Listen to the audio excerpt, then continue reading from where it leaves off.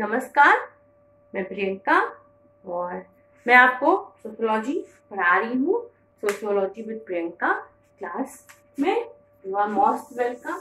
हम इसके पहले हम पढ़ रहे हैं परिप्रेक्ष्य। अभी हमारी नई शुरुआत है, तो हम सबसे पहले क्या पढ़ रहे हैं? हम उन मेन सिद्धांतों को पढ़ रहे हैं, उन मेन सिद्धांतों की मेन थ्योरीज को पढ़ रहे हैं जिसके आधार पे पूरे सब्जेक्ट का निर्माण हुआ, या जो पूरे सब्जेक्ट का एक प्रारंभ रहा जिसके आधार पे पूरा सब्जेक्ट विकसित हुआ।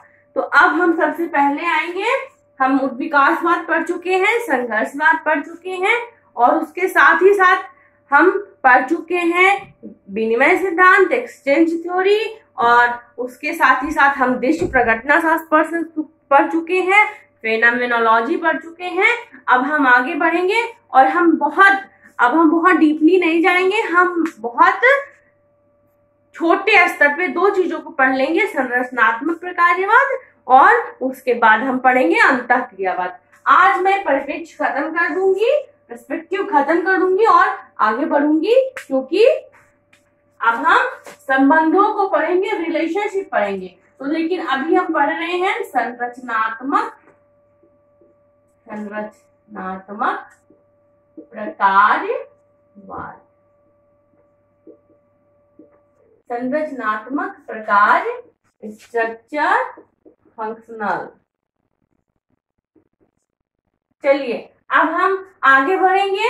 इसमें हम सबसे पहले क्या देखेंगे? संरचनात्मक प्रकार्यवाद। तो हम सबसे पहले संरचना को देखेंगे, संरचना को हम तोड़ लेंगे, संरचना को हम नात्मक को हम छोड़ देंगे, सिर्फ संरचना पे हमारा फोकस रहेगा समझने के लिए कि यह आपका कॉन्सेप्ट क्लियर हो जाए। ये संरचना क्या है? संरचना है, बाहर मत जाइए, आप इसको छोड़ दीजिए, आप अपने समाज में जाइए, अपने आसपास में जाइए, आप जिस बिल्डिंग में रह रहे हैं उसकी संरचना देखिए। उसकी संरचना क्या है? उसकी संरचना कुछ ठोस पक्षों से बनी है, कुछ ठोस चीजों से उसका निर्माण किया गया है। उसके लिए एक पूरा प्रोफार्मा तैयार हुआ है कि ये ऐसे रहेगा और फिर इसमें ये चीजें लगेंगी जिससे ये स्ट्रॉन्ग होगा, जिससे इसको मजबूती प्रदान की जाएगी। वो चीजें बाहर से भी लगेंगी और वो चीजें अंदर से भी लगेंगी। तो ये क्या है? ये संरचना है, ये किसी भी चीज की संरचना है। तो और प्रकार क्या है? बाहर मत जाइए, आप अपने जो आप जिस भवन में, जिस मकान में आप रहते हैं, बस हम यहाँ उसकी बात कर रहे हैं। उसके निर्माण की प्रक्रिया बनी, एक प्रोफार्मा तैयार हुआ कि हमको इतना बड़ा बनाना है, फिर इसमें ये चीजें लगेंगी, ये चीजें लगेंगी और उसके बाद इसको ये मजबूती प्रदान करेगा, ये मजबूती प्रदान करेगा।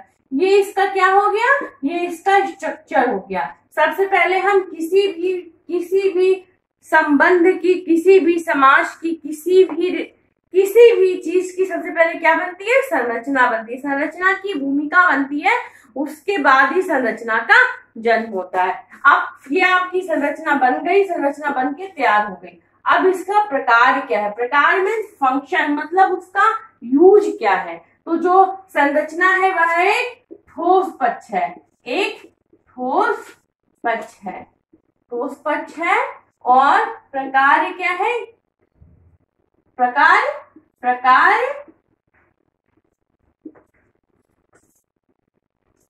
इसका कार्य है, इसका कार्य है। कार्य मतलब कि ये संरचना है, संरचना बन के तैयार हो गई। अब ये कार्य क्या करेगी? तो ये जो मकान है ये ठोस पक्षों से बना है। अब इसका एक प्रकार है, इसमें आप रहेंगे या इसमें कोई भी रहेगा, या इसका किसी भी तरह से जब निर्माण हुआ है तो इसका किसी भी तरह से ये समाज के लिए उपयोगी होगा। इसमें किसी भी तरह से समाज की एक भूमिका तैयार होगी, या समाज के लिए या किसी भी तरह से एक लाभकारी चीज साबित हो जाएगा। ये मैं समझ रही हूँ कि आप संरचना और प्रकार को समझ गए। संरचना एक ठोस पक्ष है जिससे किसी भी वस्तु का, व्यक्ति का, हम व्यक्ति भी कह सकते हैं, व्यक्ति का भी निर्माण होता है, उसमें भी एक संरचना की जरूरत पड़ती है। और समाज का ये एक ठोस पक्ष है, और जो ये संरचना है इसका कार्य क्या है? ये प्रकार्यवाद है। इसको इजीली आप समझ रहे हैं, इसमें आपको कोई बहुत ज्यादा समस्या नहीं आ रही होगी, क्योंकि ये है बहुत इजी, बस नाम से ही थोड़ा लगता है कि थोड़ा सा बोर होगा, थोड़ा हार्ड होगा। हम आगे आएंगे और ये देखेंगे कि इसको समाजशास्त्र में सबसे पहले कौन लाया। हम थोड़ी सी इसकी व्याख्या करेंगे। दुर्खीम या दुर्खाइम, आप जो भी आप कहना चाहें ऐसे, दुर्खाइम भी शुद्ध वर्ड है, लेकिन लोक बोलचाल में, लोक भाषा में, और लोक भाषा इट मीन्स लोक बोलचाल में हम दुर्खीम बोलने लगे हैं। तो हम आगे आएंगे और देखेंगे कि समाजशास्त्र में इसको कौन लाया। सबसे पहली व्याख्या इसकी 20वीं शताब्दी में, 20वीं सेंचुरी में, 20वीं शताब्दी में किसने करी? 20वीं शताब्दी में इसका जन्म हुआ। और किसके खिलाफ हुआ, किसके विरुद्ध हुआ, किसकी सत्ता को, किसकी विचारों को चुनौती देने के लिए हुआ, ये चीज भी उतनी ही महत्वपूर्ण है। तो यह किसके स्वरूप में आया, किसके, तो ये उद्विकास के स्वरूप में आया, उद्विकास के विरोध स्वरूप में, उद्विकास के विरोध स्वरूप में इसका जन्म हुआ।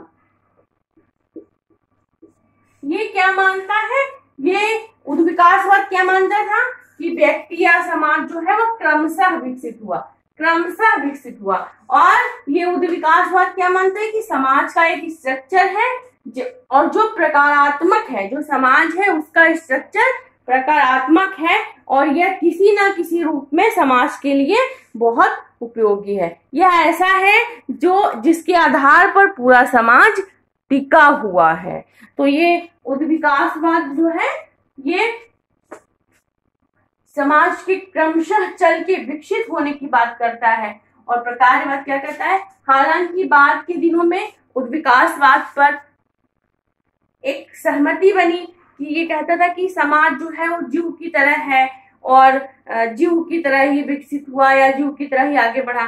तो उद्विकासवाद इसके ठीक विरुद्ध में आया। लेकिन जब प्रकार्यवाद एक बहुत विकसित रूप में विकसित हो गया समाजशास्त्र में, बहुत इसकी एक महत्ता हो गई और सारे दार्शनिक जब इससे प्रभावित होने लगे, तो ठीक जब इसका हम कह सकते हैं कि जब ये एक तरह से समाजशास्त्र के धरातल पर छा गया, तो ठीक इसके विपरीत क्या आया, संघर्षवाद आया। संघर्षवादियों ने ये कहा कि समाज, इनके विपरीत ये क्या कहते हैं, ये कहते हैं कि समाज साझे मूल्यों से बनता है, साझे मूल्यों से बनता है। तो संघर्षवादियों ने कहा कि नहीं, ये रूढ़िवादी है, ये जो दर्शन है ये रूढ़िवादी है।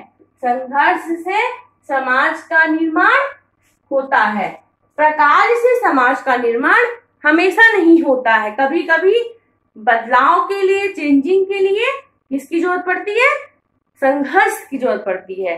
तो ये संघर्षवाद, और संघर्षवाद कहता है कि ये रूढ़िवादी है, ये बस मूल्यों की बात करता है और ऐसे मूल्यों की बात करता है जो जोड़ते हैं और समाज को पीछे ले जाते हैं। ये ऐसी बात नहीं करता कि जिससे समाज आगे बढ़े।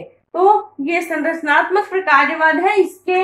इसमें हम जब पढ़ेंगे दुर्खाइम को, जब हम पढ़ेंगे तो बहुत अच्छे से डिटेल में इसको हम पढ़ेंगे। फिलहाल इतना डिटेल में जाने की जरूरत नहीं है, क्योंकि इससे कोई अलग से क्वेश्चन नहीं बनेंगे या फिर इतना ज्यादा महत्वपूर्ण रूप में आपके सामने ये नहीं आएगा। ये इसलिए है कि आप इसको समझ लें, और अगर आपने इसको समझ लिया तो पूरी जो थ्योरी है वो इसके बेस पर ही डिपेंड है। आगे बढ़ेंगे और क्या देखेंगे, आगे देखेंगे हम अंतःक्रियावाद। अंतःक्रियावाद,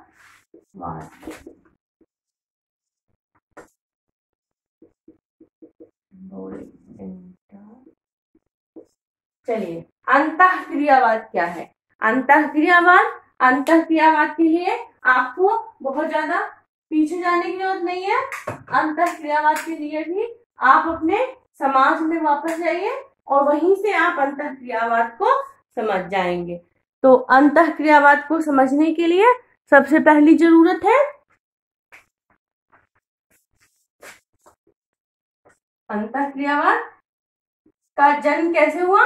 मीड। अंतःक्रियावाद का जन्म मीड के द्वारा हुआ। मीड के द्वारा अंतःक्रियावाद का जन्म हुआ। मीड अंतःक्रियावाद के जनक हैं।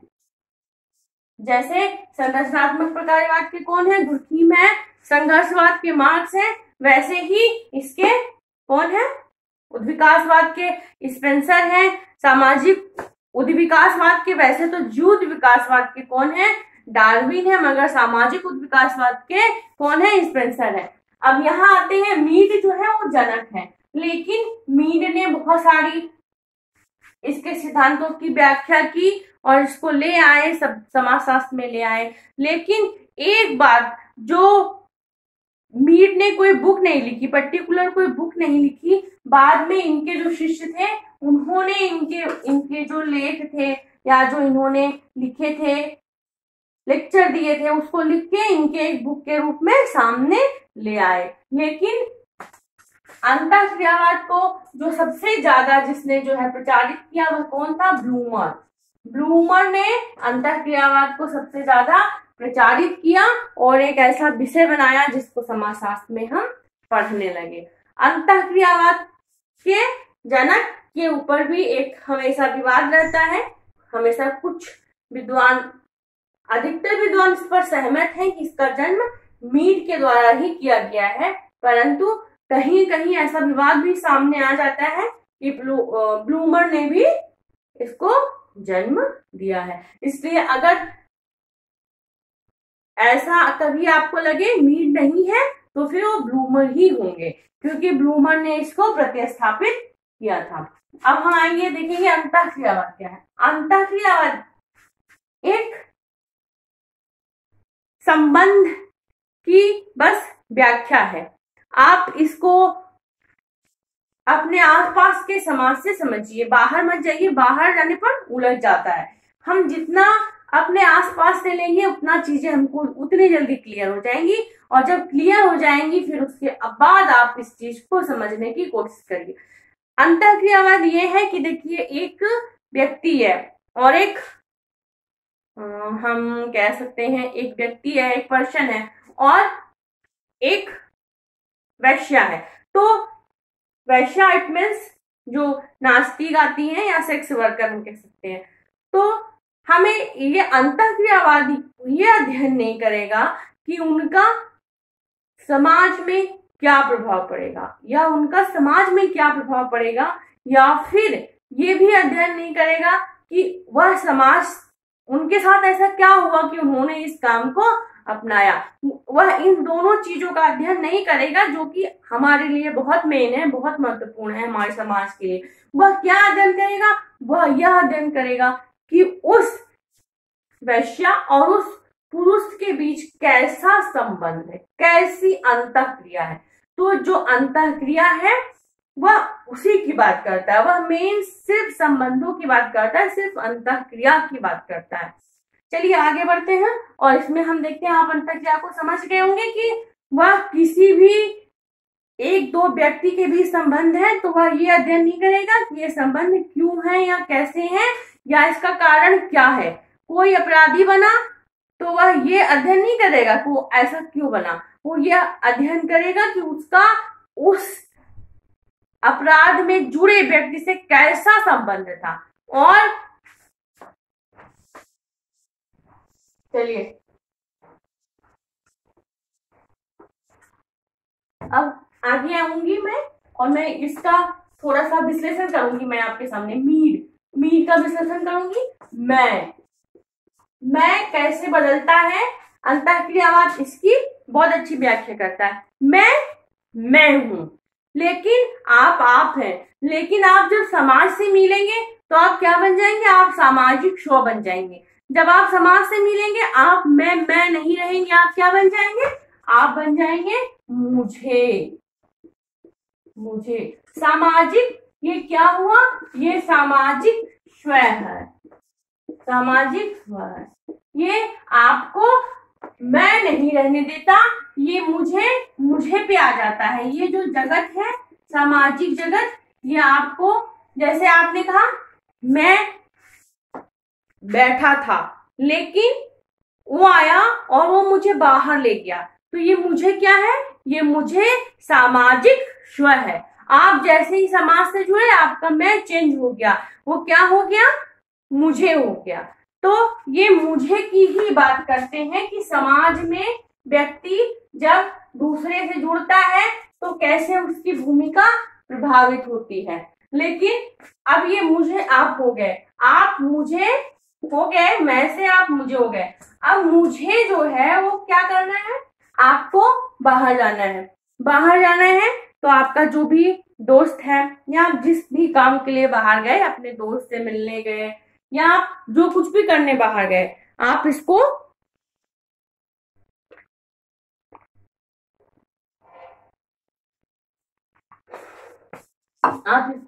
ऐसे समझिए कि मेरा दोस्त आया और मुझे बाहर ले गया। जब मैं बाहर गया तो बाहर आपकी दोस्त से अंतःक्रिया हुई, दोस्त से आपकी अंतःक्रिया हुई। तो इस अंतःक्रिया में आपने हमेशा बोलकर ही बातें नहीं की होंगी, आपने हमेशा एक दूसरे के साथ बोलकर ही बातें नहीं की होगी। कभी कभी आप दोनों गए, बाहर गए, आपका एक तीसरा दोस्त भी मिला, आपने एक दूसरे का अभिवादन किया, आप कहीं बैठे और आपने आंखों के माध्यम से ही या अपने संकेतों के माध्यम से ही एक दूसरे को जता दिया कि आप चाय पीना चाहते हैं या आप कहीं जाना चाहते हैं, अदरवाइज आपका कुछ भी प्लान है। तो ये आपको संकेतों के माध्यम से आपने अपने दोस्त को, संकेतों के माध्यम से आपने अपने दोस्त को बताया। आपने यहाँ कहीं भी अपनी आवाज का प्रयोग नहीं किया, अपने पूरे संकेतों के माध्यम से आपने अपने दोस्त को देखा। और जब आप सामने गए, थोड़ा और आगे बढ़े, तो आपके एक सर या मैडम आपको मिल गए, आपको एक गुरु, आपको आपका एक टीचर मिल गए। तो आपने क्या किया, आपकी जो भाव भंगिमा थी, जो आपका संकेत था, जो आपका बात करने का तरीका था, लहजा था, वो तुरंत क्या हुआ, चेंज हो गया। तो ये क्या है, ये संकेत है। और आपने अपने गुरु जी को दूर से देखा और आपने उनका अभिवादन किया, और अभिवादन के लिए आपने वो तरीका नहीं रखा जो आप अपने दोस्तों के साथ रखते हैं। तो ये क्या है, ये क्या है, ये है संकेतों के माध्यम से बातचीत करना। अब ये चीज तो हो गई। अब देखिए एक चीज इसमें और बहुत महत्वपूर्ण है कि जो भी व्यक्ति है इसमें ये भी एक इसका एक ये भी थ्योरी है, ये भी एक इनका हम कह सकते हैं कि ये भी इनके थिंकिंग की एक बात है कि जब भी कोई किसी से मिलेगा, कोई अंतःक्रिया होगी, आप ऐसे कह सकते हैं, जब भी कोई अंतःक्रिया होगी,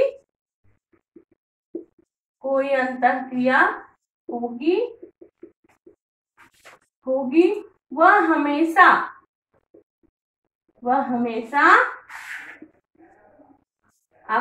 अपने आसपास के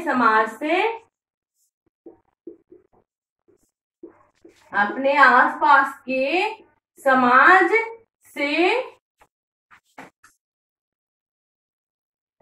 कोई भी अंतःक्रिया होगी, वह हमेशा अपने आसपास के समाज से प्रभावित नहीं होगी। मान लीजिए प्रभावित नहीं होगी, कोई भी अंतःक्रिया होगी कभी, तो हमेशा ऐसा नहीं रहेगा कि वह अपने आसपास के समाज से प्रभावित ही है, अपने आसपास के मूल्यों से प्रभावित ही है, ऐसा हमेशा नहीं होगा। क्योंकि कोई भी आप ऐसा मान के चलिए कि एक एग्जाम्पल आप ले लीजिए, कोई भी प्रेमी प्रेमिका कोई भी मिलते हैं, गर्लफ्रेंड बॉयफ्रेंड कोई भी मिलते हैं, तो क्या होता है कि वह एक दूसरे के सामने सबसे फर्स्ट चांस जब मिलते हैं, या हम जानते हैं कि हमारे समाज में जैसे जो अभी भी जो इंडियंस में शादी की जो रस्में होते हैं विवाह की, तो उसमें क्या होता है कि लड़के और लड़की को बुलाया जाता है, मिलाया जाता है कि मतलब तुम दोनों समझ लो। तो जब भी वह एक दूसरे से मिलते हैं तो वह एक दूसरे को फर्स्ट जो उनकी मीटिंग होती है उसमें एक दूसरे को पूरी तरह से अपने आप को प्रकट नहीं करना चाहते हैं, पूरी तरह से अपने आप को बताना नहीं चाहते हैं, और वह कुछ संकेतों के माध्यम से बातें करते हैं और कुछ बातों को अपने तक ही सीमित रखना चाहते हैं।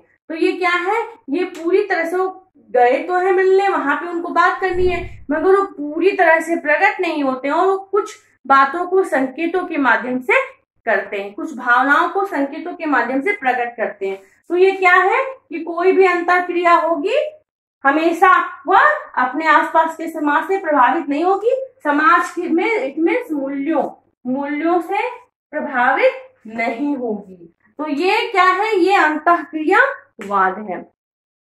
अंतःक्रियावाद जो व्यक्ति के संबंधों का अध्ययन करता है, जो व्यक्ति के संबंध की विवेचना करता है, और किसके माध्यम से करता है कि वह कैसे व्यक्ति कैसे समाज में आता है। इसमें कूले साहब का भी बड़ा महत्वपूर्ण रोल है। हम ये अलग से पढ़ेंगे जब हम कूले जी को पढ़ेंगे तब। ये क्या कहते हैं, हम जानते हैं कि कूले जी का बहुत जो सबसे फेमस है वो क्या है, प्राथमिक संबंधों की उनकी व्याख्या सबसे ज्यादा फेमस है। लेकिन हम अभी यहाँ थोड़ा सा अंतःक्रियावाद को समझेंगे, मैं मुझे और वह दो से अंतःक्रिया हुई और वह कैसे अपने आसपास के समाज से बिना प्रभावित हुए संकेतों के माध्यम से उन्होंने अपनी बात को कही। मुझे लग रहा है कि आप समझ रहे होंगे, और अगर आप चाहते हैं तो आप इसको थोड़ा सा कर भी सकते हैं कि आप इसको थोड़ा सा लिखते चलिए।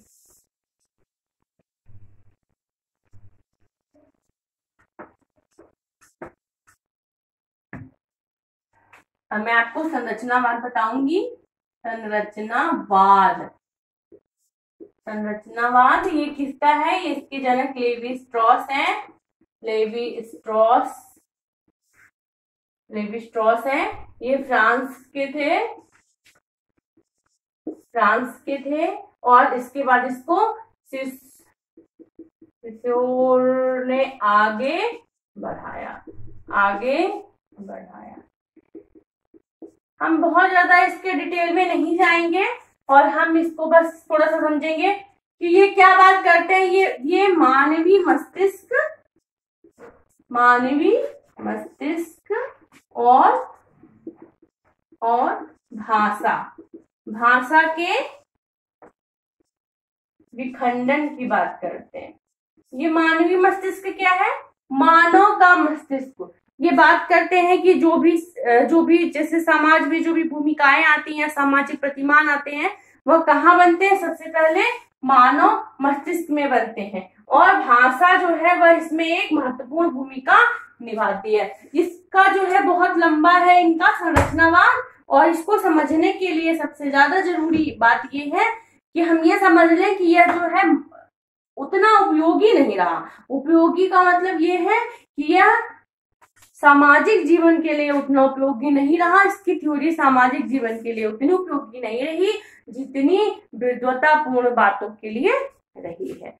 तो अभी हम बस इसको इतना ही समझेंगे, बहुत ज्यादा डिटेल में नहीं जाएंगे, क्योंकि फिर बहुत ज्यादा डिटेल में जाने से बहुत ज्यादा समय लगेगा, और हम इसको आगे बाद में इसको देखेंगे।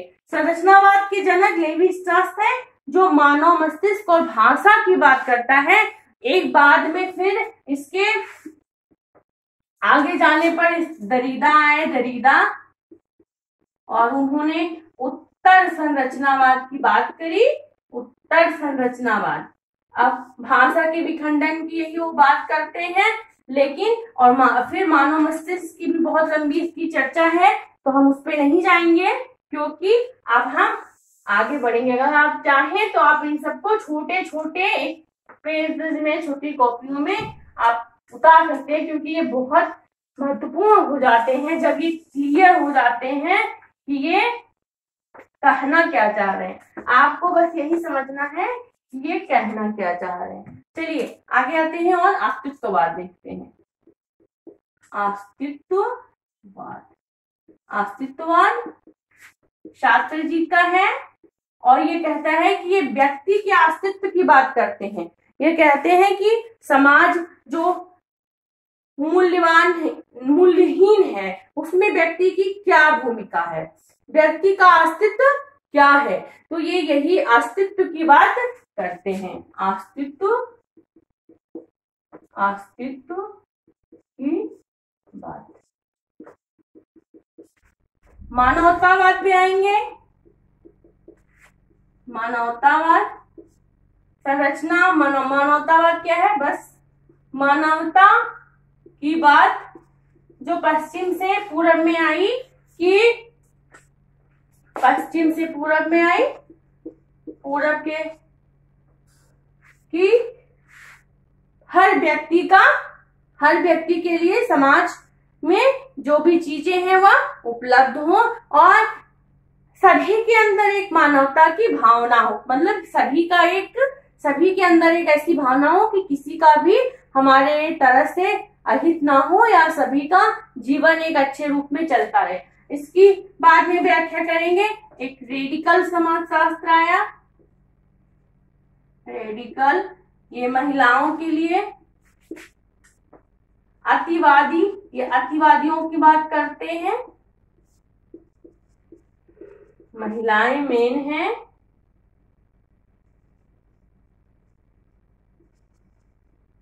इसमें महिलाएं मेन है। और एक संरचनाकरण की बात करते हैं। संरचनाकरण, संरचनाकरण क्या है, ये गिडेंस महोदय का है। संरचनाकरण गिडेंस का है और इसमें लुंड वर्ग का अध्ययन बहुत महत्वपूर्ण है। हम इसकी भी बहुत बड़ी व्याख्या नहीं करेंगे क्योंकि ये हमारे लिए उतना महत्वपूर्ण नहीं है जितना महत्वपूर्ण प्रकारवाद या संघर्षवाद है। बीच की क्लासेज में जब हम आगे बढ़ेंगे तो हम इसको थोड़ा थोड़ा समझते चलेंगे, अस्तित्ववाद के बारे में भी और मानवतावाद या रेडिकल समाजशास्त्र, संरचनाकरण। ये समाजशास्त्र के मेन थ्योरीज हैं, मेन सिद्धांत हैं और मेन परिप्रेक्ष्य हैं। ये बात करते हैं किसकी, ये बात करते हैं समाज को बदलने की। समाज को बदलने की बात के साथ ही साथ ये समाज के जन्म से समाज के विकास तक की बात भी करते हैं। उद्विकासवाद समाज के विकास की बात करता है, समाज के जन्म की बात करता है। प्रकारवाद समाज को जोड़ने की बात करता है कि समाज किन ठोस पक्षों से जुड़ा है और वह कैसे एक दूसरे के साथ स्थिर है। फिर इसके विरोध स्वरूप में संघर्षवाद का जन्म होता है। संघर्षवाद ये मानता है कि समाज संघर्ष से आगे बढ़ रहा है, समाज का विकास संघर्ष से हो रहा है। समाज मतलब समाज का जो विकास है उसमें संघर्ष की एक मूल्यवान भूमिका है, एक महती भूमिका है जो उसको आगे बढ़ाने के लिए काम कर रहा है। और उसके बाद फिर अंतःक्रियावाद है, विनिमय सिद्धांत है। लगभग सारे ऐसे सारी बातें हैं जो समाज के लिए महत्वपूर्ण है, जो समाज के लिए, समाज जिनमें बसा हुआ, जिनसे समाज का जीवन चल रहा है, ये सारी चीजें इसमें बहुत अच्छे से सारे जितने भी इनके परिप्रेक्ष्य हैं, जितना भी इनके सिद्धांतों की बातें सब में बहुत अच्छे से क्लियर हो जा रही हैं। अस्तित्ववाद व्यक्ति के अस्तित्व की बात करता है और ये कहता है कि समाज ही सब कुछ नहीं है, व्यक्ति का भी एक अस्तित्व है। और इसके साथ ही साथ जो है अस्तित्ववाद के साथ ही साथ जो साहब थे, इनके साथ बहुत ही एक फेमस महिला लेखिका थी सिमोन द बोवर। उनकी एक बहुत फेमस बुक है जो रेडिकल में पढ़ी जाती है, रेडिकल में महिलाओं के लिए बहुत अच्छी मानी जाती है, द सेकेंड सेक्स, जिसमें उन्होंने कहा था कि जिसका हिंदी अनुवाद भी प्रभा केतान ने किया है, तो उस पे जो है इनका बहुत अच्छा काम था। और बहुत सारी महिलावादी लेखिकाएं हुई, रेडिकल समाजशास्त्र यही बात करता है कि समाजशास्त्र को आमूल चूल परिवर्तन, एक आमूल चूल परिवर्तन की बात आई। आमूलचूल परिवर्तन कि जो भी समाज के अंदर पूरी तरह से बदलाव हो, मतलब पूरी तरह से बदलाव, मतलब कि जो जैसे कि जो नारीवादी है वो कहते हैं कि जो नारीवाद है इसको पूरी तरह से बदला जाए, पूरी तरह से समाज को बदला जाए। कुछ ये दो हिस्सों में बट गया, कुछ ये मानते हैं कि स्त्री को बस अपने दायरे में ही रख के पूरी तरह से विकसित किया जाए, और कुछ ये मानते हैं कि नहीं, पितृसत्तात्मक सत्ता को, पैर टीचर को पूरी तरह से चेंज किया जाए, जिससे एक नए समाज का निर्माण हो जो आमूलचूल रूप से परिवर्तित हो। ये क्या बात है, ये हर बात पे लागू होता है, जाति पे भी, धर्म पे भी, विचारों पे भी, नारीवाद पे भी। तो ये जो है ये रेडिकल समाजशास्त्र जो है ये आमूलचूल परिवर्तनवाद को जन्म देता है। इसके साथ ही साथ और भी एक दो निजाति पद्धशास्त्र वगैरह और भी एक दो हैं जो हमें देखने हैं, लेकिन अभी हमने इसको थोड़ा सा समझ लिया, बस इतना ही हमारे लिए काफी है आगे बढ़ने के लिए। तो हम कल से फिर हम क्या पढ़ेंगे, कल से फिर हम संबंधों की बात करेंगे, रिलेशनशिप की बात करेंगे कि समाजशास्त्र का और विषयों के साथ क्या संबंध है। हम देखेंगे कि समाज किस रूप में औरों से जुड़ा है और किस रूप से समाज को प्रभावित कर रहे हैं। फिलहाल आज आप इसको देखिए और समझिए, और आपने बहुत ध्यान से मुझे देखा, सुना और समझा। और इसके साथ ही साथ अगर आपको कोई दिक्कत लग रही है तो कमेंट करिए, आप बताइए मुझे। और फिलहाल अब मैं अगली क्लास में आपको फिर संबंधों की वार्ता हम करेंगे। संबंधों की वार्ता में हम सभी विषयों से समाजशास्त्र के संबंध को पढ़ेंगे। धन्यवाद, नमस्कार।